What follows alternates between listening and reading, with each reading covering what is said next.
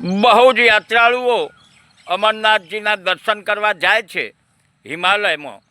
હિમાલયની અંદર અમરનાથજીની ગુફામાં જે શિવલિંગ તૈયાર થાય છે બરફનું, તેવું જ શિવલિંગ જો રાજસ્થાનના રેગિસ્તાનમાં બરફનું શિવલિંગ તૈયાર થાય તો તે દિવસથી જ હું ભક્તિ કરવાનું શરૂ કરી દઈશ. ઊંચ નીચ, જાત પાત, ધર્મ અધર્મ, આ બધું જ પેટ ભરાઈ જાય ને પછી જ યાદ આવે છે.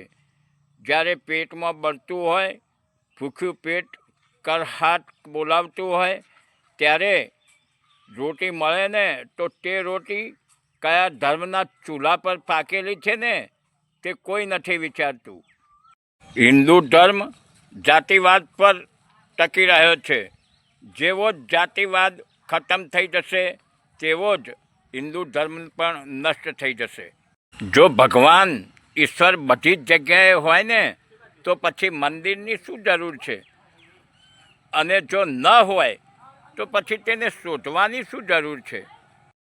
આપણી આંખ સંસારની તમામ વસ્તુ જોઈ શકે છે, પરંતુ તેની અંદર જે પડ્યું છે આંખમાં તેને નથી જોઈ શકતી. તેવી જ રીતે માણસનું પણ તેવું જ છે.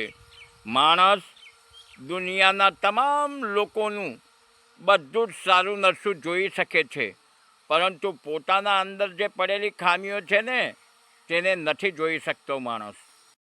તમે કોને પોતાના માનો છો તે મહત્ત્વનું નથી, પરંતુ તમને કોણ પોતાના માને છે તે મહત્ત્વનું છે. જ્યારે પ્રજા જાગૃત થઈ જાય અને તેમના હક્કો, તેમના અધિકારોની માગણી શરૂ કરે ને તો તેને ધર્મની તરફ વાળી દો, ધર્મમાં ઉલઝાવી દો. કોઈ દિવસ તેમના અધિકારોનો માગ નહીં કરે. જેને તમે ભગવાન અને ઈશ્વર કહો છો ને તેનું કોઈ અસ્તિત્વ નથી. તેનો જન્મ ડર અને ભયથી થયો છે. સર્વશક્તિમાન જો ભગવાન હોય, ઈશ્વર હોય, તો માણસ જ્યારે પાપ કરે છે ને ત્યારે તેને કેમ રોકી નથી શકતા? શું તેમનામાં એટલી પણ તાકાત નથી? ગરીબોને અંધવિશ્વાસ અને પાખંડમાં ઉલઝાવી દો, તે તરફ વાળી દો. તે કોઈ દિવસ તેમના પોતાના હકની વાત નહીં કરે. આ આપણો ભારત દેશ છે દોસ્તો. અહીંના લોકો કેવી માન્યતાઓ છે તેમની તે તમે વિચારી શકો છો. દડો હર હંમેશને માટે પાણીમાં તરતો હોય છે, પરંતુ કહે છે કે કૃષ્ણએ ગેડી દડો રમતા રમતા બોલને ફટકાર્યો હતો તો તે બોલ ધરામાં ડૂબી ગયો હતો. અને રામના જે પથ્થરો હતા, પથ્થર હર હંમેશને માટે પાણીમાં ડૂબી જતો હોય છે, પરંતુ રામના જે પથ્થરો હતા ને તે પાણી પર તરતા હતા. જે લોકોએ રામાયણ વાંચ્યું હશે અને સાંભળ્યું હશે અને ટીવી પર જોયું હશે ને તેમણે તો ખ્યાલ જ હશે કે યુદ્ધની અંદર હજારો માણસો માર્યા ગયા હતા, પરંતુ રામે સંજીવની બુટ્ટી ફક્ત લક્ષ્મણ માટે જ કેમ મગાવી હતી? બીજા લોકો માટે કેમ નહીં? આજકાલ લોકો જાતિ અને ધર્મમાં એટલા બધા વહેંચાઈ ગયા છે કે ઉપરથી કોઈ દેવી દેવતા હોય તો તે આવીને અથવા તો ભગવાન આવીને કહે ને કે હું ભગવાન છું, તો પણ લોકો તેને પૂછશે કે તમે કઈ જાતિના છો? કહે છે કે ભગવાન બધું જ જોઈ શકે છે, તો પછી આ મંદિર, મસ્જિદ અને ચર્ચ જે છે ને ત્યાં સીસીટીવી કેમેરા શા માટે લગાવવામાં આવે છે?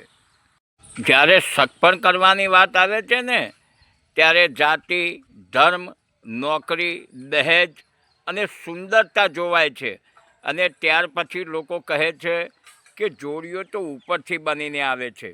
ભાઈ, તમે પહેલે જ જોઈને બધું નક્કી કરો છો અને પછી કેમ કહો છો કે જોડીઓ ઉપરથી બનીને આવે છે?